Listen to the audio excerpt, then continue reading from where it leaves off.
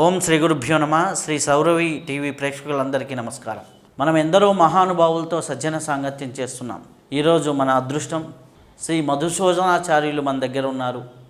వారు ఆధ్యాత్మిక రంగంలో ఎంతో సాధన చేసి ఉన్నారు. వారు కాలజ్ఞాన విశేషాలని అలాగే సనాతన ధర్మ విషయాల్ని బహు ప్రచారము చేస్తూ అలాగే ఆధ్యాత్మికంగాను ఎంతోమంది జనుల్ని ముందుకు నడిపిస్తూ ఉన్నారు. వారితో ఇప్పుడు సజ్జన సాంగత్యం చేసే భాగ్యం కలిగింది. నమస్కారం అండి. స్వామి, మీ గురించి విన్నాము. మీరు ఎన్నో కాలజ్ఞాన విషయాల్ని ఎన్నో చోట్ల ఉపన్యాసాలు ఇవ్వటం, అలాగే సనాతన ధర్మం మీద ఎన్నో ఉపన్యాసాలు ఇవ్వటం అనేది జరుగుతూ ఉంది. అయితే మీకు ఇంతటి ఆధ్యాత్మిక పరిజ్ఞానం రావడానికి మొదటి బీజం మీ జీవితంలో ఎక్కడి నుంచి ప్రారంభమైంది? ఎక్కడో చోట మన జీవితంలో ఆధ్యాత్మిక ప్రస్థానం అనేది మొదలవ్వకుండా జరగదు కదా, అది ఎక్కడి నుంచి ప్రారంభమైంది? హరి ఓం స్వామి. ఓం శ్రీ గురుభ్యో నమ.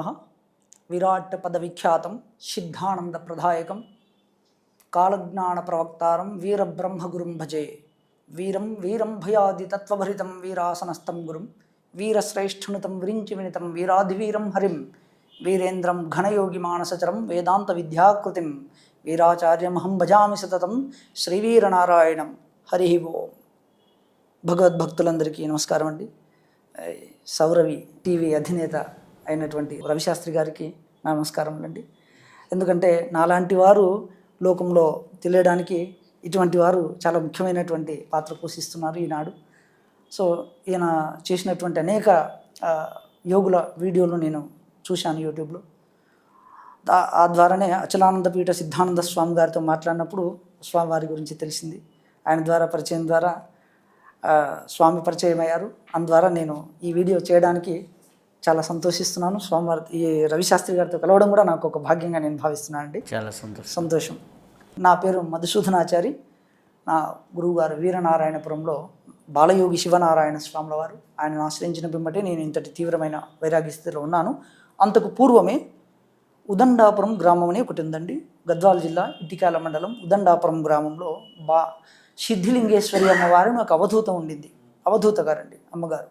నేను 20 సంవత్సరాల వయసులో హైదరాబాద్లో bachelor of Unani medical and surgeon డాక్టర్గా ట్రైనింగ్ చేసే సమయంలో మా తాతగారి ఇంట్లోనే ఆమె ఉన్నారండి. మా మేనమామ గారికి గురువు ఆమె. మా మేనమామ గారి ఆశ్రమం ఉందండి అక్కడ. అదే నేను ఇప్పుడు చెప్పిన వరహాల ఆంజనేయ స్వామి ఆశ్రమం. అప్పుడప్పుడు అమ్మగారి దర్శనానికి వెళ్ళే వాళ్ళం. అయితే నా ట్రైనింగ్ పూర్తయిపోయిన తర్వాత అమ్మగారిని కలవడం జరిగిందండి ఒకానొక నాడు. వెళ్ళి ఆమె నమస్కారం చేస్తుంటే ఆమె పేరు పెట్టి పిలిచారండి. మాధవ ఎట్రా అంటూ అమ్మ పిలిచారండి. వెళ్ళాను, నమస్కారం చేశాను. అమ్మగారు ఎంతటి సాక్ష్యం ఇచ్చారంటే అండి, మేమే ఈశ్వరి, అడగండి మీకే సాక్ష్యం కావాలో అని చెబుతూ కేచరి ముద్రలో అలా కూర్చొని అలా నోరు తెరిస్తే సమస్త జీవులన్నీ కూడా ఆమె నోట్లోకి వెళ్ళిపోయి కంట్లోంచి చెవుల్లోంచి బయటకు వస్తున్నట్టుగా విశ్వరూపం చూపించారండి. అంతటి దివ్యత్వం కలిగినటువంటి మాత సిద్ధిలింగేశ్వరి అమ్మవారు సిద్ధారూఢ మఠం నుండి సమాధిలోంచి వచ్చినట్టుగా ఆమె జీవిత చరిత్ర సాక్ష్యం అవుతుందండి. అయితే అమ్మగారు పిలిచి నాకు ఆమె స్వహస్తాలతో ప్రసాదం కలిపి, ఆమె ఏమి కలిపిందో తెలియదండి, ఆమె స్వహస్తాలతో ప్రసాదం కలిపి నాకు అమ్మ భిక్ష పెట్టారండి, జ్ఞానభిక్ష. ఆ ప్రసాదం తీసుకొని నేను స్వీకరించిన మరుక్షణమే, ఏమండి ఎక్కువ సమయం లేదండి, క్షణమాత్రం, నేను లోపలికి తీసుకున్న క్షణమాత్రంలో సహస్రార కమలంలో ఒక ఘంటానాదం అండి, అద్భుత ఘంటానాదం. క్షణమాత్రంలో కళ్ళు మూసుకుపోయి అంతరిక్షంలో ప్రయాణం చేస్తున్నట్టుగా నాకు అనుభవం సాక్ష్యమైందండి. క్షణమాత్రంలోనే అండి, ఎక్కువ సమయం లేదు. ఏ మంత్రము కానీ ఆమె తంత్రం కానీ నాకు చెప్పలేదండి, ఓన్లీ ప్రసాదమే. అంతరిక్షంలో ప్రయాణం చేస్తున్నట్టుగా తీవ్రమైనటువంటి స్థితి. ఆ తర్వాత రాను ఇంకా తీవ్రమైతే వచ్చిందే కానీ ఎక్కడ తగ్గిపోలేదండి. ఇక ఆ స్థితి ఎంత తీవ్రం అంటే బాహ్య ప్రపంచాన్ని చూడ్డానికి కూడా నాకు ఇష్టం రావట్లేదండి. ఇక ఆ స్థితిలోనే ఉండిపోవాలి. తీవ్ర వైరాగ్యం, కళ్ళలోంచి నీరు కారిపోయేదండి, తీవ్ర వైరాగ్య స్థితి. ఆ స్థితిలో ఈ కర్ణికల్లో హంస తెలియడం నాకు తీవ్రమైపోయిందండి. ఈ చెవుల్లో హంస గుర్తించానండి నేను.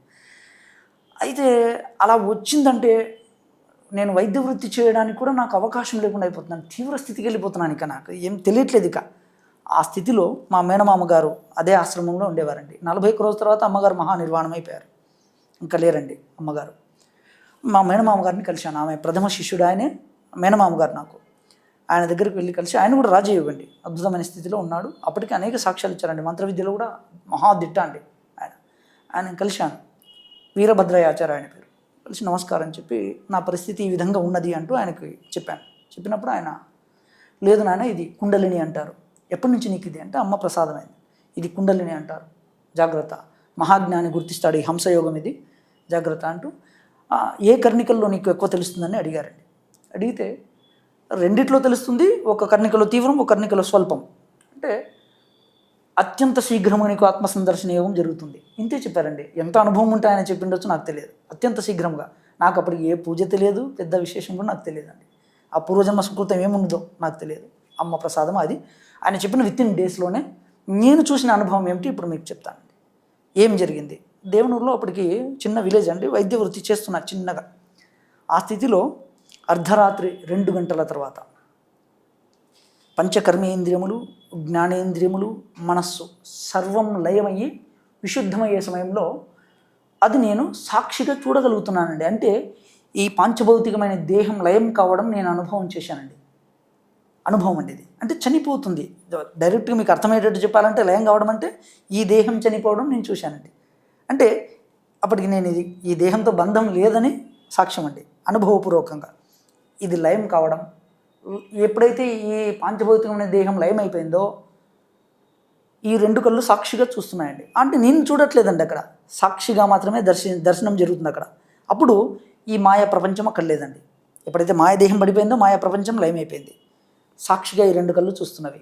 అయితే ఏం కనపడుతుంది, దివ్యమైన పండు వెన్నెల ప్రపంచం సాక్షాత్కరించిందండి. పండు వెన్నెల, ఎక్కడ కూడా సూర్యుడు సంబంధం లేదండి, చంద్రుడు సంబంధం లేదండి, ఆ లోకం వేరు, ఆ లోకమే వేరండి. దివ్య పండు వెన్నెల ప్రపంచం నేను సాక్షిగా చూడగలుగుతున్నాను. నేను చూశానని చెప్పకూడదండి, సాక్షిగా మాత్రమే తెలుస్తుందండి ఆ లోకం. తెలిసినప్పుడు ఆ దివ్య పండు వెన్నెల లోకంలో ఒక దివ్య తేజస్వరూపమైనటువంటి ఒక దివ్య రూపం ఈ సాక్షికి ఎదురుగా నిలబడి కనబడుతున్నదండి. ఆ దివ్యదేహం ఎవరు అని చూసినప్పుడు అక్కడ ఉన్నది నేనే, అంటే స్వస్వరూపం కనబడిందండి. నా అనుభవం చెప్తున్నాను అండి. ఆ స్వస్వరూపం కనబడిన ఒక ఏం సమయం ఎక్కువ పట్టలేదండి, జస్ట్ ఒక నిమిష సమయం మాత్రం అలా కనబడిన తర్వాత ఏదైతే అంతకు పూర్వం నేను చూసిన లోకం వేరు, అటు పిమ్మట మెలకువ వచ్చి నేను చూసిన లోకం భాండమంతా ఎక్కడ చూసినా బ్రహ్మమయంగా కనబడడం నాకు అనుభవంలోకి వచ్చిందండి. ఏది చూసినా బ్రహ్మమే అండి. అసలు అది ఏం 1 రోజు 2 రోజులు కాదండి, సంవత్సరాల తరబడి బ్రహ్మానందం. ఆ స్థితిలో నేను ఈ లోకాన్ని చూడగలిగానండి. ఆ స్థితిలో స్వామివారు చెప్పినట్టు ఆయన మేనమామ గారు అయిండొచ్చు, కానీ ఆయన ఇచ్చిన సాక్ష్యం అద్భుతంగా రోజుల్లోనే నేను ఆ స్థితిని దర్శనం చేశానండి.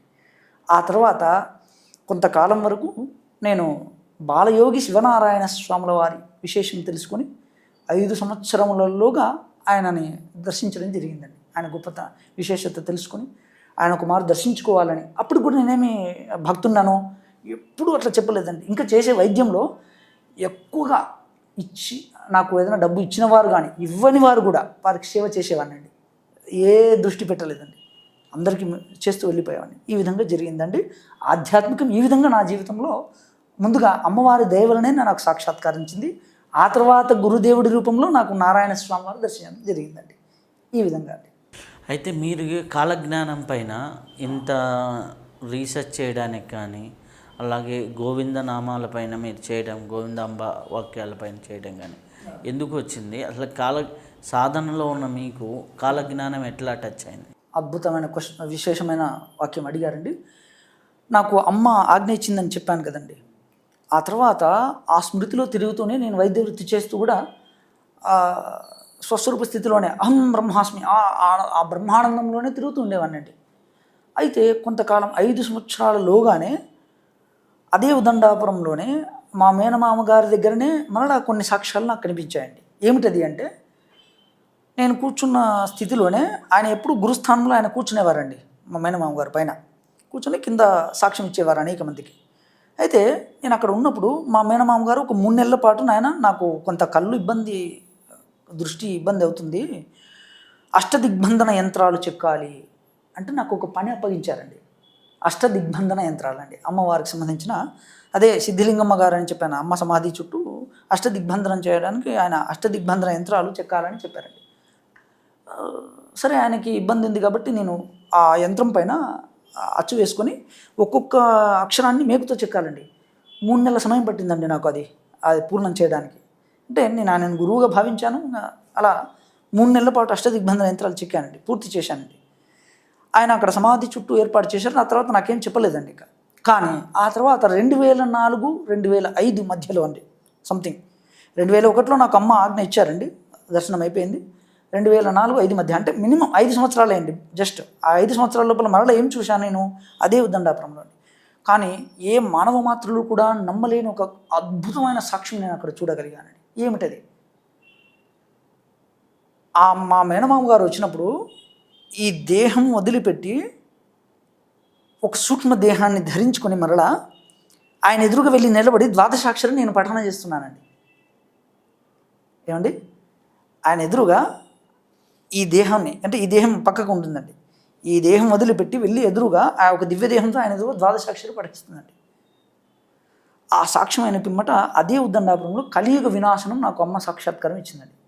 కలియుగం ఏ విధంగా నష్టమైపోతుంది, అమోఘమైనటువంటి అది భాషకి అందకపోవచ్చండి. ఎందుకంటే చూసిన దృశ్యం ఏదైతే ఉందో అది భావాతీతం అండి, అంటే భావానికి కూడా అందకపోవచ్చు అండి చెప్పడానికి. అది అంతటి దివ్య దృశ్యాలను నేను చూడగలిగానండి. కానీ ఎంతటి వినాశనం అంటే అది మాటలతో చెప్పడానికి సాధ్యమయ్యేటువంటి విషయం కాదండి. అంతటి వినాశనం 2004-05లోనే నేను దర్శనం అమ్మ నాకు సాక్షాత్కరించిందండి. ఎందుకు 2034లో ఇది జరగబోతుంది అనేది వీరబ్రహ్మేంద్ర స్వామి వారి కాలజ్ఞానంలో అందుకు ప్రమాణాలు నాకు కనిపించాయండి. నేను కాలజ్ఞానం సహజంగా విశ్వబ్రాహ్మణ కుటుంబం కాబట్టి మేము కూడా స్వామివారి యొక్క కాలజ్ఞానాన్ని చదువుతూ ఎందుకు నాకు ఇటువంటి సాక్షాత్కారాలు కనిపిస్తున్నాయి, ఏమిటి కాలజ్ఞాన రహస్యం ఏమిటి, అసలు వీరబ్రహ్మేంద్ర స్వామి వారు ఏం చెప్పారు, నాకు ఎందుకు ఇటువంటి దృశ్యాలు సాక్షాత్కరిస్తున్నాయి అంటూ ఆ దృశ్యమైన పిమ్మట 2.5 సంవత్సరాల వరకు నాకు భౌతిక ప్రపంచంపైన ధ్యాస లేదండి. ఉన్మత్త స్థితి అంటారు చూడండి. భోజనం కూడా మా ఇంట్లో వాళ్ళు తినిపించారంటండి, నాకు తెలియదు అప్పుడు, ఎందుకంటే ఇంట్లో వాళ్ళు చెప్తున్నారు ఇప్పుడు. అలా జరిగిన తర్వాత నీకు ఇట్లా అయిపోయింది, నీ పరిస్థితి 2.5 సంవత్సరాల వరకు ధ్యాస లేదండి మానవ ప్రపంచం మీద. అంటే అంతటి వినాశం నేను చూసిన తర్వాత ఇక ధ్యాస లేదండి. ఆ తర్వాత నిదానం మళ్ళీ కోలుకున్నాను కొంతవరకు.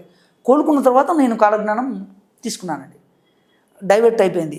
ఏదైతే నేను వైద్య వృత్తి చేస్తున్నానో కంప్లీట్గా డైవర్ట్ అయ్యి కాలజ్ఞానం చేతబున్నాను, గోవింద వాక్యాలు చదువుతూ వచ్చానండి. అప్పుడు అర్థం కాలేదండి అంతగా.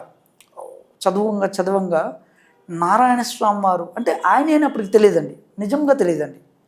ఓన్లీ ఆయన విశేషం విన్నానండి. బాలయోగి శివనారాయణ స్వాముల వారని ఇప్పుడు వీరనారాయణపురము, ఆలంపురం తాలూకా, గద్వాల జిల్లా, మానవపాడు మండలం, వీరనారాయణపురం గ్రామం అండి. బాలయోగులు స్వామివారు. ఆయన ఉన్నారా? లేరండి, ఇప్పుడు లేరండి, మహానిర్వాణం చెంది ఉన్నారు. 2021 ప్లవనామ సంవత్సరంలో స్వామివారు మహానిర్వాణం చెంది ఉన్నారు. ఆయనను ఆశ్రయించామండి. వెళ్ళి స్వామివారి దర్శనానికి వెళ్ళాము. వెళ్ళి నమస్కారం చేస్తే అలా చూశారండి. స్వామివారు చూసి ఏ ఊరు నాయన అడిగారండి. అంటే పలానా పాలకృతి గ్రామం. ఏం చేస్తుంటావు అంటే వైద్య వృత్తి చేస్తున్నాను స్వామి. అంటే సహజంగా ఆయన ఇలా చూస్తూ, నాయన నువ్వు ఎంత వాడివి కానీ మహనీయుల స్పర్శ జరిగింది నీకు. చూడండి స్వామివారు ఏమన్నారంటే మహనీయుల స్పర్శ జరిగింది, ఈ జన్మలోనే పూర్ణ యోగి అవుతావు నాయన. స్వామివారి దగ్గరికి ఇన్సెట్ వేసుకునే వెళ్ళానండి. అప్పుడు ఇదంతా ఏం లేదండి, నార్మల్గా ఉన్నాను. ఆయన ఒకే చూడంగానే చెప్పేశారు. 5 సంవత్సరాల తర్వాత అండి, అంటే ఈ దర్శనాలు అయిన తర్వాత, కలియుగ వినాశనం చూసిన తర్వాత స్వామివారి దర్శనం అయింది. ఆయన చూసి ఈ జన్మలోనే పూర్ణ యోగి అవుతావు, కానీ కష్టాలు వస్తాయి, భయపడకు, నిష్కామ కర్మయోగంలో ఉండు అంటూ ఆశీర్వదించి ఆజ్ఞ ఇచ్చారండి. ఆనాటి నుంచి కంప్లీట్గా నిష్కామ కర్మయోగంలోకి డైవర్ట్, అంటే నా వైద్య వృత్తి నుంచి డైవర్ట్ తీసుకొని కంప్లీట్గా నిష్కామ కర్మయోగం త్రికాల సంధ్యలోకి అడుగుపెట్టానండి. అక్కడి నుంచి మొదలైందండి త్రికాల సంధ్య. అంటే దాదాపుగా నాకు 2006-07 మధ్యలో నేను స్వామివారిని దర్శించానండి. అక్కడి నుంచి కంప్లీట్గా త్రికాల సంధ్య మొదలైందండి. ఆ తర్వాత స్వామివారు నాకు ఇంకా వేరే అనేక సాక్ష్యాలు ఇచ్చారండి. అంటే సెకండ్ స్టెప్ ఈ విధంగా జరిగిందండి. ఆ తర్వాత ఇక్కడ మొదటి గురుడు ఆ విధంగా 6 నెలల లోపల కాలజ్ఞానం ఏం చెప్తుందంటే అండి, కారణజన్ముడైన వారికి గురుపదేశం ఏదైతే అమ్మ సాక్షాత్కరించిందో 6 నెలలలోగానే స్వస్వరూపం దర్శనం అవుతుంది. అది పూర్ణ స్థితి అండి. స్వస్వరూపమే పూర్ణ జ్ఞానం. మరలా రెండవ స్టెప్ లేదండి. 5 ఏండ్ల తర్వాత జరిగే దర్శనం ఏదైతే ఉందో అది పూర్ణ దర్శనం అని చెప్పబడుతుందండి. స్వామివారి దర్శనం ఇచ్చారు, పూర్ణ స్వరూపుడు అండి. ఈ మహనీయుని గురించే కాలజ్ఞానంలో చెప్పబడింది. అది తర్వాత నాకు కాలజ్ఞానం చూసిన పిమ్మట నాదాంతర్యామి నారాయణ స్వామి, కేదారేశ్వరుని కీర్తి విదితమైన కిరణం మీదట అయ్యేనిమా, నాదాంతర్యామి శ్రీనారాయణ స్వామి నాడే అవతరించి వచ్చేనిమా అని వాక్యం చెబుతుందండి. అంటే ఇక్కడ నారాయణ స్వామి అంటే మరి ఏనైనా ఇంకెవరైనా ఉన్నారా, మరలా ఇంకొక అనుమానం ఉందండి. అయితే ఇక్కడ నాదాంతర్యామి శ్రీనారాయణ స్వామి అంటూ స్వామి సూచన చేశారండి. అంటే ఇందులో ఏదో ప్రమాణం ఉన్నది అని దానిపై దృష్టి పెట్టి స్వామివారి దగ్గరకు బాగా దగ్గరగా ఉండి స్వామివారి విశేషం, స్వామి మీరు ఎలా ఈ విధంగా మీకు ఏ విధంగా సిద్ధించింది అంటూ స్వామివారిని ప్రశ్న వేశాను. స్వామివారు అడగకుండానే చాలామందికి ఏమని చెప్తున్నారంటే, నాయన నేను చిన్న వయసులో తపస్సు చేస్తుండగా సత్యనారాయణ స్వామివారి గుడిలో తపస్సు చేసేవారంటండి. అదే నారాయణపురంలో స్వామివారు తపస్సు చేస్తుండగా ఆయనకు అర్ధరాత్రి సమయంలో ఒంటి కాలుపై తపస్సు చేసేవారంటండి స్వామివారు. సాయంత్రం నిలబడితే తెల్లగైతే కూడా అలాగే ఉండేవారండి. చూడండి, ఆ స్థితి సామాన్యులకు ఉండకపోవచ్చని నేను భావిస్తున్నాను అండి. తపస్సు చేస్తుండగా అర్ధరాత్రి సమయంలో ఒకనొకనాడు స్వామివారికి సాక్షాత్ నారద మహర్షులు దర్శనమిచ్చారండి. అంటే ఆయన ఎక్కడి నుంచో రాలేదండి, అంతర్యామిగా వచ్చారు అనేది స్వామి ఇక్కడ సూచన చేస్తున్నారండి. నాదాంతర్యామి శ్రీనారాయణ స్వామి. చిన్న వయసులోనండి, స్వామివారి ఏం పెద్ద వయసు కాదండి, 12-15 ఏళ్ళ వయసులోనే ఇది జరిగిపోయిందని స్వామి సాక్ష్యం ఇస్తున్నారండి. నారద మహర్షి వచ్చి దర్శనం ఇచ్చారు స్వామివారికి. అక్కడ దర్శనం ఇచ్చినప్పటి నుంచి కంప్లీట్గా ఆయన నిరాహారిగా మారిపోయారండి. అస్సలు ఆహారమే లేదండి. ఇక కంప్లీట్గా ఒక గ్లాస్ పాలు మాత్రమే తీసుకునేవారండి స్వామివారు. దీనికి ప్రమాణం ఏమిటంటే ఇక్కడ నారద మహర్షులు ఏమిటంటే ఒకప్పుడు ప్రహ్లాదునికి గర్భంలో ఉండగా సాక్ష్యం ఇచ్చారండి. ఇక్కడ కాలజ్ఞానంలో ఏమని చెప్పబడుతుందంటే, ప్రహ్లాదమైన పని కాగలదు, అందుకు నేను అవతరించవలసి పని ఉన్నది అంటూ స్వామి సాక్ష్యం ఇచ్చారండి. అంటే ప్రహ్లాదునిగా నేను రావలసి ఉన్నది, అందుకు ఇది సాక్ష్యం అవుతుందంటూ స్వామి సాక్ష్యం ఇచ్చారండి. నారదుడే ఆయనకి దర్శనం ఇచ్చారు. అయితే ఇక్కడ ప్రహ్లాదమైన పని అవుతుందన్నారే కానీ ప్రహ్లాదుడైతే కాదండి స్వామివారు. అంతటి దివ్యత్వం సాక్ష్యం ఇస్తున్నారు స్వామివారు. అలా చెబుతూ త్రికాలజ్ఞాని, త్రిలోక సంచారి, సమస్త దేవతలందరికీ ఋషి నారద మహర్షి కదండి. అంతటి వాడు దర్శనం ఇచ్చారు కాబట్టి నారాయణ స్వామివారే దివ్య పురుషుడు, అవతార పురుషుడు అంటూ సాక్ష్యమైందండి. రైట్, ఇదండి సెకండ్ స్టెప్. ఇదండి స్వామివారిని ఆశ్రయించామండి. స్వామివారు ఇంకేమిటి సాక్ష్యం ఇచ్చారంటే, ఒకానొక సమయంలో నాయన నీకు ఇంకేమైనా కోరికలు ఉన్నాయా అని ఒక చిన్న ప్రశ్న వేశారండి స్వామివారు. మహాత్మా నాకు కోరికలు అంటే ఏం లేవు స్వామి, మరి ఏమిటి నీ లక్ష్యం అని అడిగారు స్వామివారు. అంటే స్వామి నేను ఈ నోరు తెరిస్తే, ఏదైతే ఈ నోరు తెరిస్తే అమృత వాక్యం పలకాలి, నాకు ఇంకే కోరిక లేదు స్వామి అని అడిగాను స్వామివారు. స్వామివారు ఆనంద సిద్ధి ప్రాప్తిరస్తు గురువాక్యం చెప్పమంటూ ఆజ్ఞించారండి. ఆ రోజు ఆనంద సిద్ధి ప్రాప్తిరస్తు. అయితే అంతకుముందు ఏమిటంటే 6 నెలలు పరీక్ష చేశారండి ఆ ఒక్క విషయాన్ని నన్ను ఒప్పుకోవడానికి స్వామివారు. ఎన్ని రోజులండి? 6 నెలలు పరీక్ష చేశారండి కంప్లీట్గా స్వామివారు. ప్రతిరోజు స్నానం చేసుకుని ఆయన ఎదురుగా వెళ్ళి నిలబడి గీతా పారాయణం చేసుకుంటూ ఆశ్రమంలో ఉండేవాళ్ళం అండి. 6 నెలలు పరీక్ష చేసిన తర్వాత ఆయన ఒప్పుకున్నారండి. దానికి ఒప్పుకొని ఇంకో జన్మ కావాలా వద్దా అని అడిగారండి. ఇక చాలు స్వామి తథాస్తు అన్నారండి. అంటే అక్కడ జరిగిన విశేషాలు చెబితే మాత్రం ఇంకా సమయం పడుతుందండి. సో నేను సమయాభావం వలన కొంత మాత్రమే సాక్ష్యమిస్తూ, నారాయణ స్వామి వారి విశేషం అంతా కూడా వీరబ్రహ్మేంద్ర స్వామికి ఖచ్చితంగా అటాచ్ అవుతుందండి. ఎలా? ఇది ఒక వాక్యం నేను చెప్తానండి. ఇప్పుడు కాలజ్ఞానంలో వీరబ్రహ్మేంద్ర స్వామి వారు గోవింద వాక్యాల్లో చెబుతూ, శంకరాచార్య శ్రీవ్యాసుల వాక్యాలు శాశ్వతంబుగా నడువబోయేనిమా, శంకరుని సన్నిధిని విద్యారణ్యుల వారి శాసనం సత్యమయ్యేనిమా అంటూ వాక్యం చెప్పబడిందండి. అంటే శంకరాచార్యుల కాలంలోనే ఆయన శంకరాచార్యుల గారు మనకు లోకానికి దశావతార సిద్ధాంతాన్ని సంస్కృతంలో ఇచ్చారని మనకు వాక్యం తెలుస్తుందండి. అయితే ఆ వాక్యానికి భాష్యం చెప్పగలిగిన వారు, అంటే అనువాదం చేసిన వారు ఎవరు లేకపోయారండి ఆ కాలంలో. అయితే 15వ శతాబ్దంలో మనకి విద్యారణ్య స్వామి వారు వచ్చారండి. హరిహర బుక్కరాయల కాలంలో విద్యారణ్య స్వామి వారు వచ్చారండి. హంపి పీఠంగా ఉంటూ ఆయన కొంతకాలం అక్కడ ఉన్నారండి. ఉండి శంకరాచార్యుల వాక్యాలను తీసుకుని ఆయన తెలుగులో అనువాదం చేశారండి. ఎవరు? విద్యారణ్య స్వామి వారండి. చేసినప్పుడు ఈయన హంపిలో ఇచ్చిన సాక్ష్యం ఏమిటంటే, కలియుగము 5000 ఏళ్ళ పిమ్మట వచ్చేటువంటి నందానందనీయుల మధ్య వీరభోగ వసుంధర. అంటే శంకరాచార్యులు ఇచ్చిన సాక్ష్యం ఏమిటంటే, నందనామ సంవత్సరం ఆనందనామ సంవత్సరం మధ్యలో వచ్చేటువంటి సంవత్సరంలో కలియుగం 5000 ఏళ్ళ పిమ్మట వీరభోగ వసంతరాయలు జన్మ తీసుకుంటారంటూ సాక్ష్యం అయిందండి. ఈ వాక్యము ఈ శాసనం సత్యమవుతున్నది అంటూ 16వ శతాబ్దంలో వచ్చినటువంటి వీరబ్రహ్మేంద్ర స్వామి వారు సాక్ష్యం ఇచ్చారండి. ఇక్కడ ఈ 2 సంవత్సరాలకు మధ్య వచ్చే సంవత్సరం శ్రీముఖనామ సంవత్సరం అండి. మరి ఇక్కడ వీరబ్రహ్మేంద్ర స్వామి వారికి ఎలా వర్తించిందండి ఈ వాక్యం అంటే పాయింట్ చెప్తానండి. ఇప్పుడు వీరబ్రహ్మేంద్ర స్వామి వారు కాశీలో ప్రకృతాంబ పరిపూర్ణయాచార్యులు అని తల్లిదండ్రుల పేరు చెప్తున్నారండి. ఎక్కడ ఆయనకి తల్లిదండ్రుల సంబంధం లేదు. స్వామివారు అయోనిజ సంభవుడండి.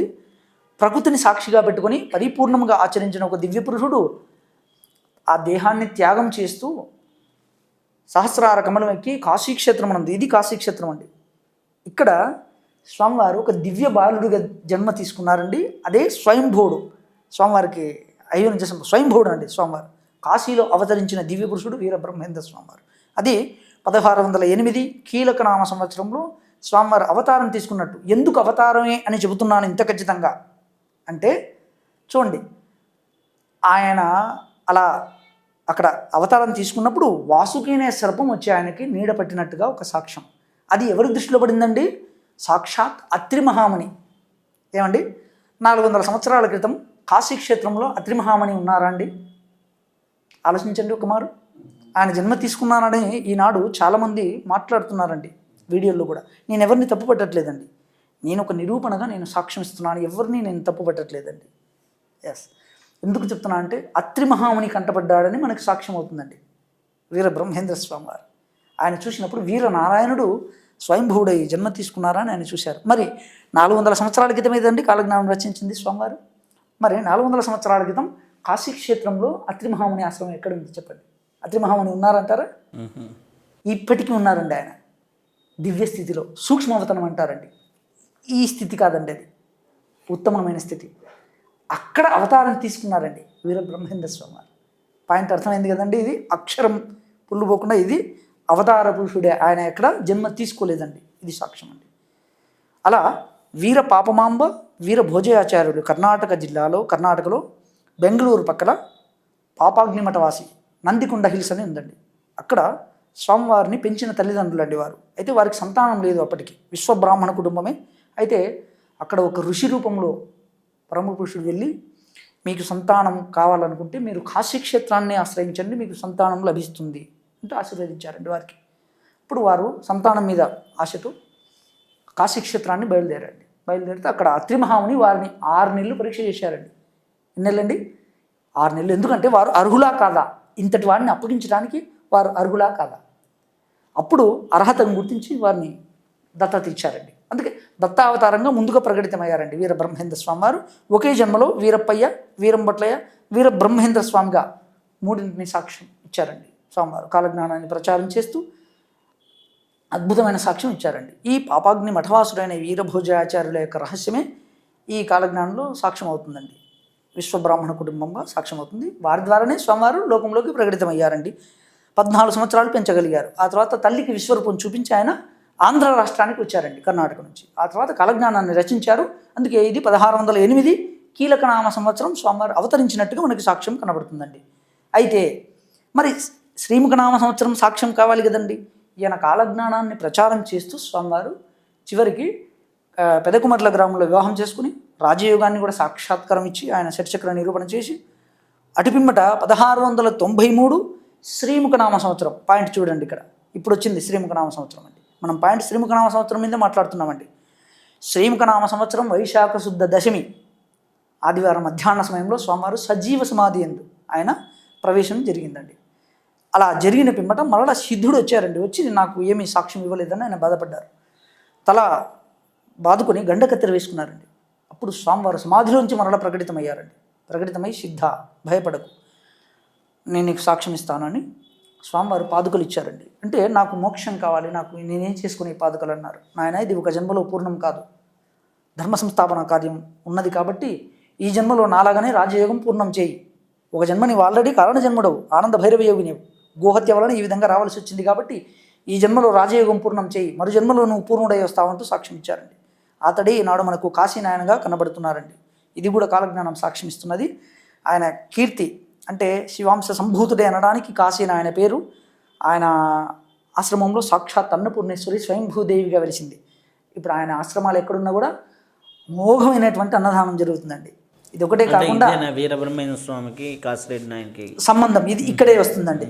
అంటే సిద్ధుడే కాసిరెడ్డి నాయన. కాశీనాయనగా వచ్చారండి 3వ జన్మలో ఈ దత్తాత్రేయ అవతారంలో. ఇంకొకటి ఏమిటంటే ఆయనే అని చెప్పడానికి ఇంకో సాక్ష్యం ఉందండి. గరుడాద్రి కొండపై కాశీనాయన గారు తపస్సు చేశారండి. జ్యోతి క్షేత్రం పైన 5 కిలోమీటర్లు పైకి వెళ్తే కొండపైన గరుడాద్రి కొండ ఉందండి. ఆ వేదాద్రి గరుడాద్రి అందు తపస్సు చేయుచుండగా మేము పోయి ఉంటిమి, మాకు అనేక పూజలు చేసి ఉపచరించను, అందుచే ఈయనే మాకన్న ఘనుడంటిమి అంటూ స్వామివారు వరం ఇచ్చారంటండి. అంటే వీరబ్రహ్మేంద్ర స్వామివారు సూక్ష్మవతంలో దివ్యదేహంతో వెళ్ళారంటండి. కాశీనాయన గారు గరుడాద్రి కొండపై తపస్సు చేస్తున్నప్పుడు దర్శనం ఇచ్చారు. ఇయ్యగానే ఆహా మా గురుదేవుడు వచ్చారంటూ ఎదురుగా వెళ్ళి స్వామివారిని తీసుకొచ్చి కూర్చోబెట్టి పాదపూజలు చేశారటండి ఈయన. అయితే ఇక్కడ కాలజ్ఞానంలో యోగం గురించి, హంసయోగం గురించి ఎన్నో విషయాలు ఉన్నాయి కదా, వాటి గురించి ప్రస్తావిస్తారు. వీరబ్రహ్మేంద్ర స్వామివారు వీరగురుడు అని మనకు ఒక సాక్ష్యం అండి. అంటే గురువులు ఎందరో ఉన్నారండి లోకంలో, కానీ గురువులందరికీ వీరగురుడు. ఇప్పుడు కృష్ణ పరమాత్మని ఎట్లా యోగులందరికీ పరమయోగిని మనకి సాక్ష్యం అవుతుందో, ఈయన ఇచ్చినటువంటి సాక్ష్యం గురువులందరికీ వీరగురుడు ఇతను. అందుకే విరాట్ అనేటువంటి వాక్యం మనకు సాక్ష్యం అవుతుందండి. రేపు 2027 తర్వాత ఆయన ఇచ్చిన సాక్ష్యాల్లో ముఖ్యంగా ప్రపంచ భవిష్యత్తు పూర్తిగా మారిపోతున్నది, బ్రహ్మదేవుని సృష్టి ఆగిపోయి విష్ణుమూర్తి సృష్టి మొదలవుతున్నది అంటూ ఏకాదశాశ్వాసంలో సాక్ష్యం ఇచ్చారండి వీరబ్రహ్మేంద్ర స్వామివారు. గజవేదనవాంబోధి కలివర్షగతే భువి ప్లవంగాబ్దే బాణబింబం కంకణాకారముచ్యతే. ప్లవంగనామ సంవత్సరంలో గొప్ప సూర్యగ్రహణం రాబోతున్నది. అక్కడి నుండి కంప్లీట్గా బ్రహ్మదేవుని సృష్టి ఆగిపోయి గజేంద్రుడిని సంసారంని మసలి పట్టుకున్నప్పుడు ఎంత తీవ్రంగా బాధపడిందో, అదేవిధంగా 9 రకముల కష్టములు మానవలోకానికి సంభవించబోతున్నవి. అది 2027 సూర్యగ్రహణం తర్వాత ప్రపంచానికి సాక్ష్యం అవుతున్నది. అక్కడి నుండి కంప్లీట్గా బ్రహ్మ సృష్టి ఆగిపోయి విష్ణుమూర్తి సృష్టి మొదలవుతున్నది, తీవ్ర కష్టాలు మొదలవుతాయంటూ స్వామివారు సాక్ష్యం ఇచ్చారండి. దీని ప్రకారంగా యోగం గురించి మాట్లాడితే ఇదే ఇంతకుముందు చెప్పామండి వాక్యం. కాలజ్ఞాన ప్రవక్తారం వీరబ్రహ్మగురుం భజే. ఏదైతే ఇక్కడ బ్రహ్మదేవుని సృష్టి ఆగిపోతున్నదో అక్కడి నుండి కంప్లీట్గా కాలజ్ఞాన ప్రకారమే సమస్తము నడవబోతున్నది. ఇక ఏ పంచాంగములు కూడా ఇక నుంచి పనిచేయవు, గ్రహాల గతులు మారిపోతున్నవి. అందుకు కూడా సాక్ష్యం ఇచ్చారండి. యోగ విశేషమండి ఇది కూడా, ఎందుకంటే యోగమే చెప్తున్నానండి. పర్వతేంద్రమును ఉత్పాతములు పుట్టు పార్వతీ చిరునవ్వు నవ్వేనిమా, ఆశ్వీజమాస కృష్ణపక్షమందు పంచాంగము లేకపోయేనిమా. చూడండి స్వామివారు ఎంత ఖచ్చితంగా చెప్తున్నారు. పంచాంగం అనేదిక నడవదు, సమస్తము కాలజ్ఞానాన్ని ఆధారంగా చేసుకొని ఎంతటి వారైనా సరే, ఎంతటి పండితులైనా సరే కంప్లీట్గా కాలజ్ఞానాన్ని ఆధారంగా తీసుకొని మాట్లాడవలసి వస్తుంది. ఇదే సాక్ష్యము అంటూ వీరబ్రహ్మేంద్ర స్వామివారు సాక్ష్యం ఇచ్చారండి. యోగము గురించి వీరయోగి అని ఆయనకే వర్తిస్తుందండి. వీరయోగి వస్తారంటూ భూదేవి సాక్ష్యం ఇస్తుందంటూ. యోగం అంటే కలయిక అండి. యోగము అంటే కలయిక. ఎవరితో కలయిక? జీవము బ్రహ్మైక్యం. చూడండి, జీవ బ్రహ్మైక్యమే కలయిక. అంటే నేను జీవుడని ఏ స్థితిలో ఉన్నానో, నాకంటే వేరుగా పరబ్రహ్మ ఉన్నాడని నీవు ఏదైతే భావనలో ఉన్నావో దాన్ని పోగొట్టుకోవడం.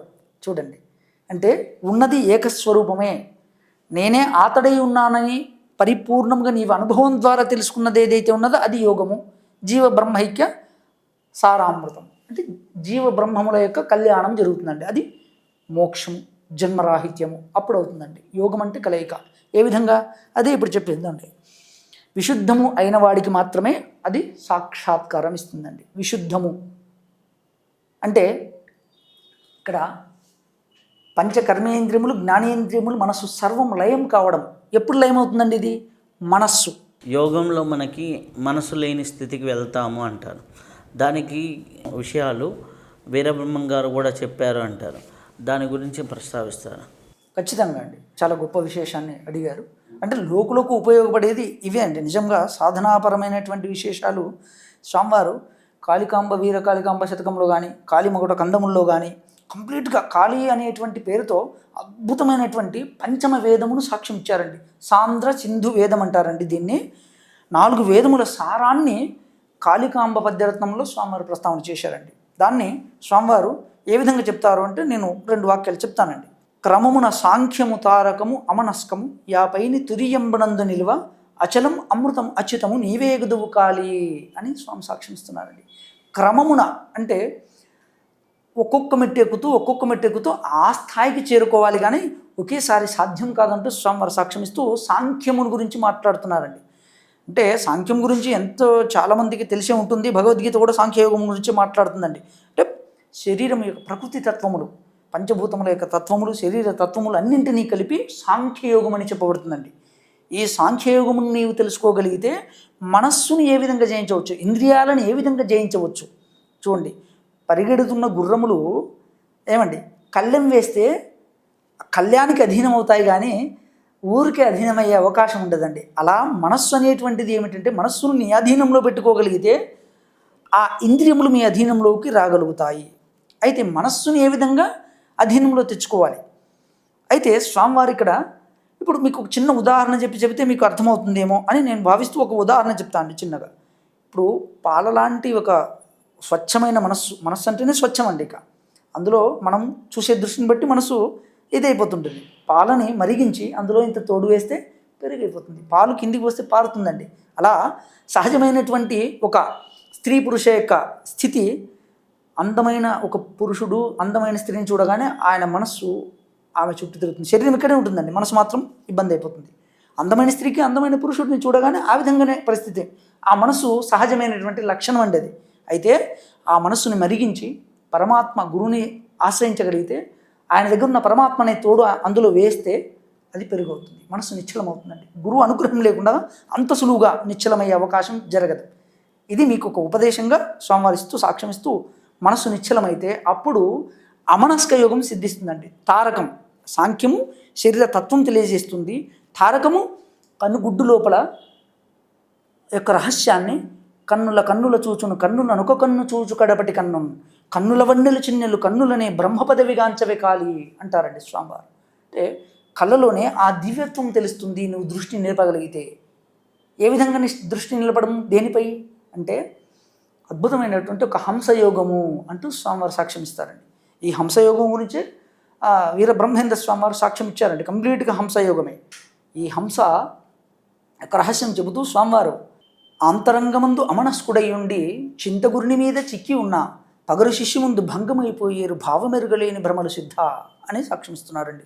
ఇక్కడ చాలామంది ఏమిటంటే సాధనాపరంగా ప్రాణాయామం చేయమని ఏమండి ప్రాణ ఆపాన వాయువులను సమాన స్థితికి తెచ్చుకొని ఏమండి అద్భుతమైనటువంటి స్థితిని ఆచరించడం వలన ఆ స్థాయికి చేరుకుంటారని అనేకమైనటువంటి ఉపదేశాలు చాలామంది చేస్తున్నారండి.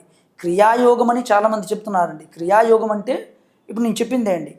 ఈ పంచకర్మేంద్రియములు పంచ జ్ఞానేంద్రియములు మనస్సు లయం అవ్వడం అనేటువంటిది ఎవరైతే సాక్షిగా ఉండి దర్శించగలుగుతున్నారో, పాంచభౌతికమైన దేహం లయం కావడం అనేటువంటిది అనుభవపూర్వకంగా చూడగలుగుతున్నారో, అంటే సాధన ద్వారా కాదండి, సహజముగా జరగాలని చెప్తున్నారండి స్వామివారు. ఏ విధంగా జరగాలి చూడండి.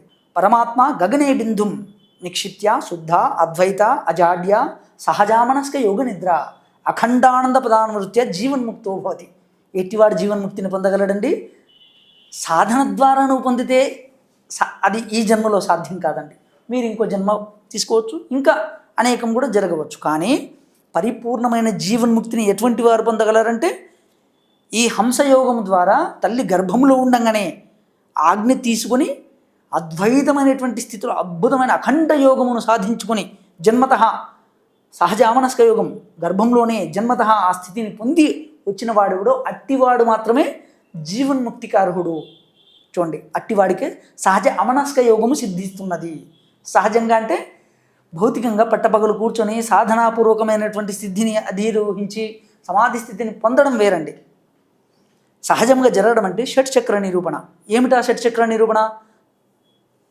షట్శతం గణనాథస్య షట్సహస్రం ప్రజాపతే షట్సహస్రం మహావిష్ణు షట్సహస్రం మహేశ్వర సహస్రం జీవరూపస్య సహస్రం ఈశ్వరాత్మన సహస్రం గురురూపస్య ఏకం బుద్ధ్యా ప్రకల్పయేత్. ప్రతిరోజు 21,600 హంస నడుస్తున్నదని ప్రమాణము, వేద ప్రమాణం ఇది. అట్టి హంస ఒక్కొక్క దేవతా స్థానమందు 600 ఈ హంస యొక్క రహస్యాన్ని చెబుతూ అర్ధరాత్రి సమయంలో 2:40 సమయంలో అనాహతమందున్నటువంటి జీవుడు, హృదయస్థానమందున్న జీవుడు విశుద్ధం ఎప్పుడైతే అవుతున్నాడో ఆ సమయంలో క్రియాయోగం సిద్ధిస్తున్నది. అది క్రియాయోగం అండి. భౌతికంగా చెబుతున్నారే ఈనాడు బాహ్యంలో చాలామంది, అది ఆ సాధన పూర్ణం కాదండి. అది ముక్తిని ఇచ్చేంత స్థాయి కాదండి. సహజముగా జరగాలి. ఏ విధంగా ఆ అర్ధరాత్రి సమయంలో జరిగేటువంటి స్థితికి నువ్వు సాక్షిగా ఉండగలిగితే అది నీకు సిద్ధిస్తున్నది. అట్టివాడు మోక్షమును పొందగలడు, జన్మరాహిత్యాన్ని పరబ్రహ్మమును పొందగలడు. అట్టివాడికి మాత్రమే అది సాధ్యము. విశుద్ధము అయిన వాడే జన్మరాహిత్యాన్ని పరబ్రహ్మను పొందడానికి అర్హత. విశుద్ధము కాకుండా సాధ్యం కాదు. ఇందులో మోక్ష సన్యాస యోగంలో కూడా శ్రీకృష్ణ పరమాత్ముడు సాక్ష్యం ఇస్తున్నారండి.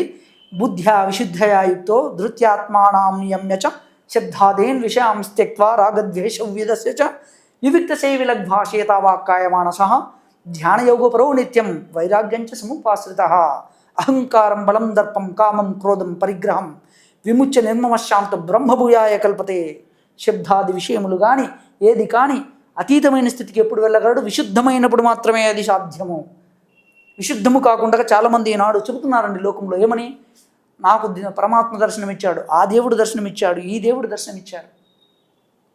నో, ఇవన్నీ చెల్లవు. విశుద్ధమై స్వస్వరూప జ్ఞానం ఏదైతే ఉన్నదో అదే నిన్ను పరబ్రహ్మను పొందగలిగేటువంటి స్థితిని ప్రసాదించగలదు. అన్యథా అవన్నీ మరణ జన్మ ఎత్తవలసినవే, వేరొక మార్గము లేదు. ఇది క్రియాయోగ రహస్యం అండి. క్రియాయోగం అంటే సహజముగా జరిగినప్పుడు మాత్రమే అది క్రియాయోగం అండి, సాధన ద్వారా కాదండి. సాధనా మార్గం ఏమిటంటే క్రమమున సాంఖ్యము తారకము. నీవు సాత్వికమైనటువంటి ఆహారమును మాత్రమే స్వీకరిస్తూ అద్భుతమైనటువంటి గురువచనము, స్వానుభవము, గురువుగారిని చూస్తూ ఆయన ఆచరణను చూస్తూ మంత్ర తంత్ర యంత్ర సహితమైనటువంటి క్రమశిక్షణాయుతమైనటువంటి జీవితాన్ని ఆచరిస్తూ సాంఖ్యము తారకము అటుపిమ్మట అమనస్క యోగము నీకు మార్గంలోకి వస్తుందండి. అది కూడా ఒక జన్మతో పూర్ణము కాదండి. ఇది ఒక జన్మలో పూర్ణం కావాలంటే ఇంకొక సాక్ష్యం ఇస్తూ స్వామివారు హంసయానం గురించి చెబుతూ వాసన పల్లము, గుర్రము వాసన, వాసనయే రౌతు, వాసనయే పరతత్వం బగున్, వాసన వాసీయంబులు కాశీకినే చేరిపోవగలిగిన కాలి. వాసనాత్రయం అంటారండి. అంటే పూర్వజన్మలోనే తీవ్రమైనటువంటి మోక్షకాంక్ష ఎవరైతే చేసి ఆ జన్మలో పూర్ణం చేసుకోలేక, ఒకవేళ పూర్ణం చేసుకోలేక ఆ శరీరం రాలిపోయిన వారెవరో మరల జన్మ తీసుకున్నప్పుడు జన్మతః తల్లి గర్భంలోంచి అతడికి ఇవన్నీ పరిపూర్ణ స్థితిలో సాధ్యమై అతడికి ఆ తీవ్ర వాసన కాశీకి చేర్పగలదు. ఆ వాసనయే నీకు రౌతు అవుతుంది. రౌతు అంటే అదే నేను చెప్పిందండి, ఇంద్రియాలను సరైన స్థితిలో నడపగలదు. చూడండి, ఆ వాసనయే గుర్రం అవుతుంది. చూడండి, గుర్రం ఎక్కడో లేదండి, వాహకం అంటారు దాన్ని. నిన్ను అత్యంత శీఘ్రముగా ఆ కాశీక్షేత్రానికి చేర్చి మోక్షమును ప్రసాదించగలదు. అట్టి తీవ్ర వాసన త్రయం అంటారండి దీన్ని. ఆ తీవ్ర వాసన నీకు పూర్వజన్మలోనే ఉండి తీరాలి. అటువంటి వారికి మోక్షం సిద్ధిస్తుంది ఈ జన్మలో, ఒకే జన్మలో పరిపూర్ణమవుతుందండి. అయితే యోగంలో సాధన అనేది ఉంది కదా, సాధన అంటే ఇప్పుడు సహజంగా లభించేటప్పుడు ఇన్ని సాధనా మార్గాలు ఎందుకున్నాయి, ఇన్ని ప్రక్రియలు ఎందుకున్నాయి, అసలుకి వాళ్ళు చెప్పాల్సిన అవసరం లేదు కదా. అవన్నీ అవసరం లేనప్పుడు ఇవన్నీ ఎందుకున్నాయి, ఇన్ని ఆలయాలు ఎందుకున్నాయి, ఇన్ని ధర్మాలు ఎందుకున్నాయి, అసలు సనాతన ధర్మం అని మనం ఎందుకు పేరు పెట్టుకున్నాం, ఇవన్నీ ఎందుకున్నాయి? రైట్ అండి, అద్భుతమైన ప్రశ్న వేశారండి. ఇది నిజంగా చాలా విశేషం. ఇది ప్రస్తుతం తెలియాల్సిన అవసరం ఉన్నదండి. సాధన ఎందుకంటే అండి, అందుకే నేను చెప్పాను, ఒక జన్మలో ఇది అందరికీ పూర్ణం కాదు. పూర్వజన్మలో తను తీవ్రమైనటువంటి సాధనలో తన ఆత్మ బలిదానమును గురువుకి అర్పించుకున్నాడండి. అట్టివారికి జన్మతః మోక్షం వచ్చిందే కానీ అందరికీ సాధ్యం కాదండి. అందుకు సాక్ష్యం ఏమిటంటే బలిస్తోస్త్రిస్థితం నిత్యం నా సాగ్రే చావ్యవస్థితం నిష్కలంకం విజానీయం షడూర్మిరహితం శివం. ఆజ్ఞాస్థానమును భేదించడం అనేది సామాన్యులకు కాదండి, కారణ జన్మలకు మాత్రమే ఆజ్ఞ భేదించబడుతుంది, సామాన్యులకు జరగదండి. సామాన్యుల విషయం ఏమిటంటే సాధనాపూర్వకంగా రావలసినది ఎంతటి వారైనా సరే అండి. అది సాధన ఏమిటి అంటే హంసయోగము ఎలా సిద్ధిస్తుంది మీకు? హంస సోహం కావాలండి. హంస సోహం కావడం అంటే ఇక్కడ ఒక అద్భుతమైన గురువుని ఎంచుకొని చూడండి, అద్భుతమైనటువంటి సాధనా స్థితిలో క్రమశిక్షణాయుతమైన సాత్వికమైనటువంటి స్థితిలో ఉంటూ గురువుని ఆశ్రయించినప్పుడు గురువు ఒక మంత్రాన్ని ఉపదేశం చేస్తారండి మీకు. ఎందుకంటే తరించడానికి గురు మార్గం తప్ప ఇంకొకటి లేదండి. అలా గురువు ఉపదేశించినటువంటి ఒక మంత్రాన్ని చూడండి, నిరంతరం సాధనా స్థితిలో హంస జపం చేయాలండి. భౌతికంగా నోటితో పలకడం కానీ మనసుతో చేయడం కానీ అది కూడదండి. హంస జపం చేయడం ఏ విధంగా అంటే త్రికాల సంధ్యలో బ్రహ్మముహూర్తంలో నాభిస్థానం, మధ్యాహ్నం అనాహత స్థానం, ప్రదోష సమయంలో కంఠస్థానం.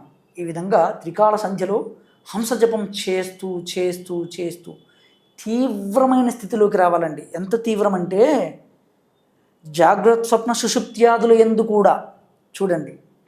ఏమండి, ఇప్పుడు నిద్ర తర్వాత మనం ఒక స్థితిలోకి వెళ్ళిపోతామండి సహజంగా. అంటే పగలంతా జాగ్రత్త అవస్థలో ఉంటాం, తర్వాత రాత్రి నాభిస్థానంలోకి 8 గంటలకు హంస వచ్చినప్పుడు స్వప్న స్థితిలోకి వెళ్ళిపోతామండి, అంటే నిద్రాస్థితిలోకి వెళ్ళిపోతాం. ఆ తర్వాత సుషుప్తి అవస్థలోకి కూడా వెళ్ళిపోతామండి. అటువంటి స్థితిలో కూడా హంస చూడండి దేహంతో బంధము లేకుండా తనకు తాను జపం చేసేంత తీవ్ర స్థాయిలో మీరు హంసను వశం చేసుకోవాలండి. పాయింట్ అర్థమవుతుందా నేను చెప్పేది?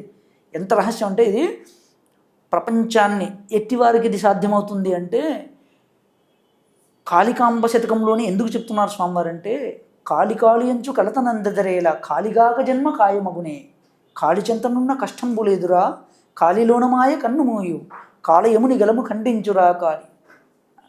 కామ సంకల్పాలు ఉంటాయండి మనకి సహజంగా. ఆ స్థితిని పొందడానికి అవి అడ్డు వస్తుంటాయండి. కాబట్టి స్వామివారు ఏం సూచన చేస్తున్నారంటే, శారీరక మానసిక బంధాలను తొలగించుకున్నప్పుడు మాత్రమే అప్పుడు మనస్సు ఖాళీ అయిపోతుందండి, పవిత్రమవుతుందండి. చూడండి, ఈ స్థితి ఎప్పుడైతే నీకు సిద్ధిస్తుందో అప్పుడు హంస నీ వశమయ్యే అవకాశం అప్పుడు సిద్ధిస్తుంది. మనస్సు కూడా అప్పుడు లయమైపోతుంది. ఇంద్రియములు ఒక వశాన నీకు అదుపులోకి రావండి. ఎందుకంటే మోఘమైనటువంటి తీవ్ర రుద్ర సమానం అండి. ఎందుకంటే భగవద్గీతలో కృష్ణ పరమాత్ముడు ఇచ్చిన 33 దేవతల్లో ఏకాదశ స్థానం ఈ ఇంద్రియాలదేనండి సహజంగా. పశ్చాదిత్యాన్ వసూన్ రుద్ర అశ్వినో మరుతస్తథా బహుణ్య దృష్టపూర్వాణి పశ్చాశ్చర్యాన్ని భారత.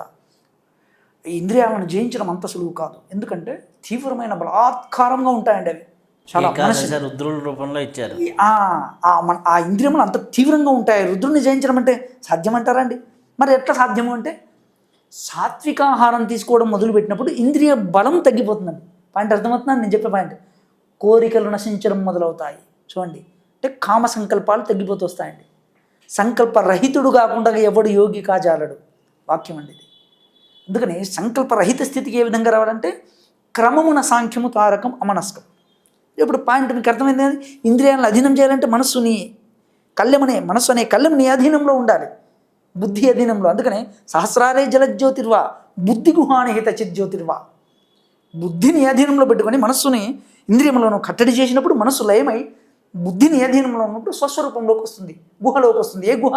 సహస్రారకమలం అనే గుహలోకి వస్తుంది. అది అక్కడ మృత్యువు లేదు, స్వస్వరూపం తానై ఉన్నాడు. నేనే నీవై ఉన్నాను, నీకు నాకు ఎట్టి భేదము లేదు, స్వస్వరూపం సాక్షాత్కరిస్తుందండి.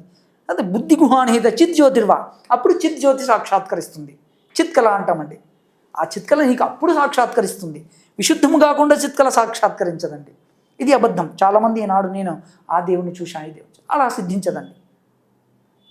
అంత అద్భుతమైన విశేషాన్ని స్వామివారు సాక్ష్యం ఇస్తున్నారు.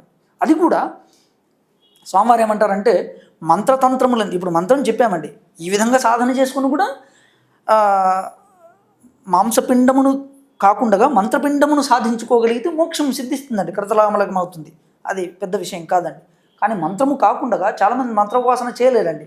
సామాన్యులకు అది సాధ్యం కాకపోవచ్చు. అలా ఉన్నప్పుడు స్వామివారు ఏమంటున్నారంటే, మంత్రతంత్రములందు లేదు, స్నానపానములందు అసలే లేదు, గుణము కుదిరినేని ఘనయోగి తానవును అంటారండి. గుణం కుదరడం. గుణం అంటే ఏమిటండి? స్వామివారు సాక్ష్యం ఇస్తారండి. మళ్ళా మానినులను తల్లిగా ఆత్మనించిన సంధ్యములిల్ల సమసిపోవు తాను సర్వేశ్వరుండవును. అంటే స్త్రీని చూసినప్పుడు, పరస్త్రీని చూసినప్పుడు నీకు ఆమెలో తల్లి కనిపించాలి. నీ సొంత తల్లి అమ్మను ఏ విధంగా చూస్తావో ఆమెలో నీకు తల్లి కనపడింది అనుకోండి, నీవు సర్వేశ్వరుడు కాగలవు. అంటే ఎంత తపము ఉంటే ఆ స్థాయి చూడగలరండి సామాన్యుడు. సాధ్యమవుతుందంటారా? ఒక స్త్రీని మాతృస్వరూపంగా చూడడం అది అందరికీ సాధ్యం కాదు. అందుకే ఆ విధంగా నువ్వు చూడడం అలవాటు చేసుకుంటే కూడా నీకు ఆ యోగం సిద్ధిస్తుంది. గుణం కుదిరినేని ఘనయోగి తానవును. గుణం కుదరాలంటున్నాడు స్వామివారు. మంత్రతంత్ర సాధనే చేయాలని ఏమీ లేదండి. ఈ విధంగా కూడా నీవు సాధనని చేసుకోవచ్చు. ఈ విధంగా చెబుతూ ఇంకొక విశేషంలో స్వామివారు ఏం సాక్ష్యం ఇస్తారంటే, ఈ ఖాళీ అనేటువంటి స్థితిలో, ఖాళీ అనేటువంటి మకుట కందములలో చెబుతూ స్వామివారు భయమేటికి చింతింపను, భయమేటికి నీ ఉండగా, భయమేటికి గురుని పదము పట్టి ఉండను, భయమును భస్మీకరించు ప్రౌఢవు కాలి అంటున్నారు. ప్రౌఢ అనే ఒక వాక్యము నిత్య యవ్వని అమ్మ ఏమిటంటే జగన్మాత నిత్య యవ్వన స్థితి, ఆమెకు ఎటువంటి స్థితులు లేవండి, నిత్య యవ్వన స్థితిలో ఆమె ఉన్నది. ఆమె అండ నీవు పొంది ఉండగా, ఆమె అండను పొందడం అంటే అదే నేను చెప్పిందండి, శారీరక మానసిక బంధములను తొలగించుకున్న వారు మాత్రమే ఖాళీ సాధన చేయడానికి అర్హత సాధించగలరు. ఈ రెండింటినే సత్తు చిత్తు అని చెప్తున్నారండి స్వామివారు. సత్తు చిత్తు ఆనందం అంటాం కదండి, సద్గురుని యొక్క స్వరూపం అంతా. ఈ సత్తు చిత్తుల రహస్యాన్ని చెబుతూ స్వామివారు ఈ రెండు ఎలా తొలగలవు అంటే, ఈ రెండింటిని తొలగించుకుంటే తప్ప మనకు ఆనందం సిద్ధించదండి. సత్తు చిత్తులు తెలిసిన వాడే సత్యబ్రాహ్మణుడు, అంటే వాటిని ఎరింగిన వాడెవడో వాడు సత్యబ్రాహ్మణుడు. ఈ రెండు ఎరుంగని వాడు ఏమిటి, సత్తు చిత్తు తెలియని వాడు దొంగ గురువులు నాయన, అట్టి వారిని ఆశ్రయించిన వారు మోసపోతారు. స్వామి సాక్షిస్తున్నారు. అయితే ఏమిటి సత్తు చిత్తుల రహస్యం అంటే, స్వామివారు విశేషం ఏం చెప్తారంటే, హరిదలచిన హరుదలచిన తిరుమగు ధైర్యము గలుగు దీనత తొలగున్, హరిహరులను సేవింపక స్థిరముగా నీ భక్తుడ కూడా చెల్లదు కాలి. అమ్మవారి భక్తుడు కావాలంటే ముందుగా ఎవరిని అనుగ్రహం పొంది ఉండాలి మీరు? ముందుగా చూడండి, సత్తు ఒకరి అధీనంలో ఉందండి, చిత్తు ఒకరి అధీనంలో ఉందండి, వారే హరిహరులు. ఈ ఇద్దరి యొక్క అనుగ్రహాన్ని పొందగలిగితే తప్ప సంసారమును జయించేటువంటి దీనత అంటే బలహీనత అండి. సంసారం అంత సులువుగా తెగదండి, తెంచుకోలేరండి. తెంచుకోగలరా? అంత సులువుగా తెగదు. కానీ అది తెంచుకునే అర్హత నీకు ఎప్పుడు వస్తుందంటే, ఈ ఇరువురి ఆజ్ఞని నువ్వు పొందగలిగినప్పుడు, అంటే వారి యొక్క అనుగ్రహం నీ మీద వచ్చినప్పుడు అవి తెంచుకునేంతటి ధీరత్వం నీకు అక్కడ వస్తుంది.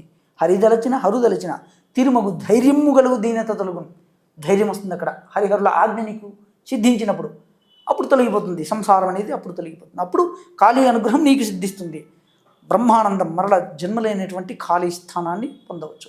అట్టి వాడిని యముడు కూడా తాకడం సాధ్యమయ్యేటువంటి విషయం కాదు, అమృతత్వాన్ని సాధించవచ్చు అంటూ స్వామివారు సాక్ష్యమిస్తున్నారు. సత్తు సిత్తు అనేది ఉంది కదా. అవును, చాలా మంది దీని గురించే మాట్లాడుతుంటారండి. సత్తు చిత్తు అనేటువంటిది చెప్తుంటారు. సత్చిత్తానందము, సత్తుచిత్తానందం అదే అంటారు కదా. అలాగే వాటి గురించి మనకి ఇంకా తెలుసుకోవాలంటే ఎలా? అదే అది స్వామివారు సాక్ష్యమిస్తూ, సత్తు చిత్తు అనగా ఇక్కడ సత్తు అంటే ఇప్పుడు చూడండి, పంచభూతములు మనలో ఉన్నాయా లేదంటారా అండి? ఉన్నాయి. ఉన్నాడు అనలేమండి, అంటారా అండి ఉన్నాడని? చూడండి, పంచభూతములు ఉన్నాయి. అయితే ఏమిటి అవి? ఎవరి సృష్టి అండి? పరమాత్మ సృష్టి. పంచభూతములు బెండు రీతి వచ్చి నిండి బ్రహ్మాండంబు, అకారం నాదరూపం, ఉకారం బిందు రూపం, మకారం చిత్కలాస్వరూపం. అయితే ఈ ఓంకారం నుండి, ఆ నిరాకార పరబ్రహ్మం నుండి ఏ విధంగా సాక్ష్యం అవుతుందంటే, నాద బిందువులందు నటించే విశ్వంబు. చూడండి ఎట్లా సాక్ష్యం ఇస్తున్నారు ఇక్కడ. నాద బిందువులు, ఇక్కడ నాదము బిందువు ఈ రెండు ఏకమైనప్పుడు ఏం పుట్టిందని సాక్ష్యం ఇస్తున్నారండి స్వామివారు ఇక్కడ? విశ్వం ఉద్భవించింది అంటే హంస ఉద్భవించిందండి.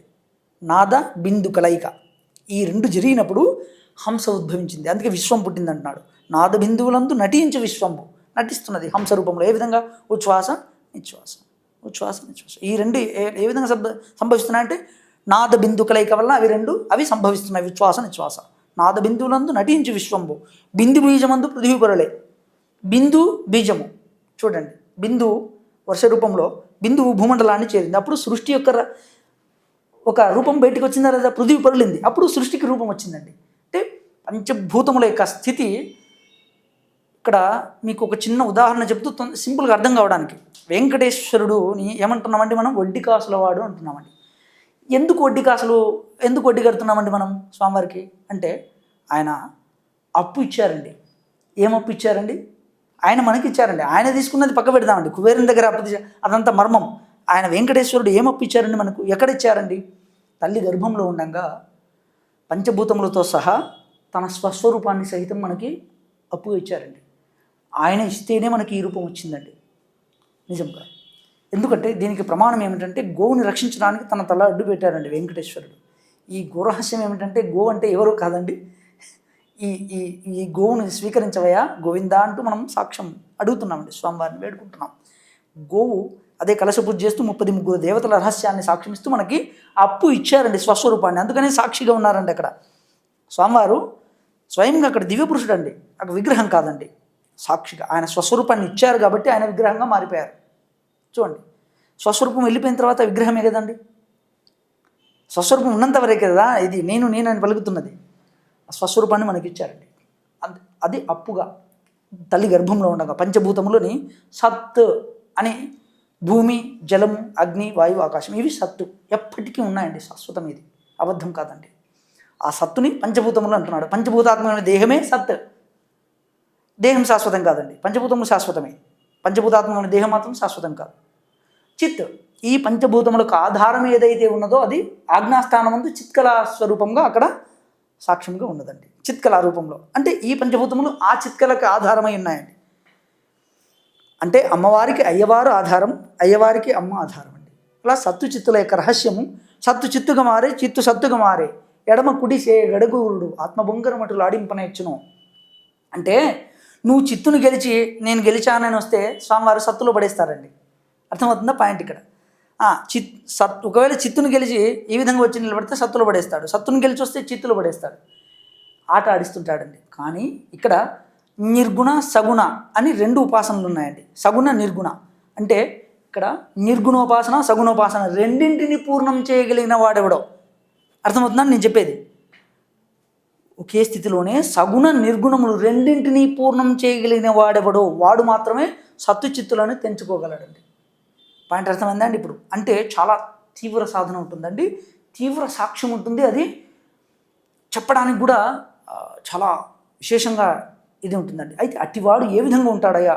శ్రీ గురు పాదములు బాగుగా ముట్టియు త్రివిధ ప్రాసాద భక్షకుడైన యోగంపు చేయనేటికి యోగులలో ఉండునతడు యోగ్యుడు సిద్ధ.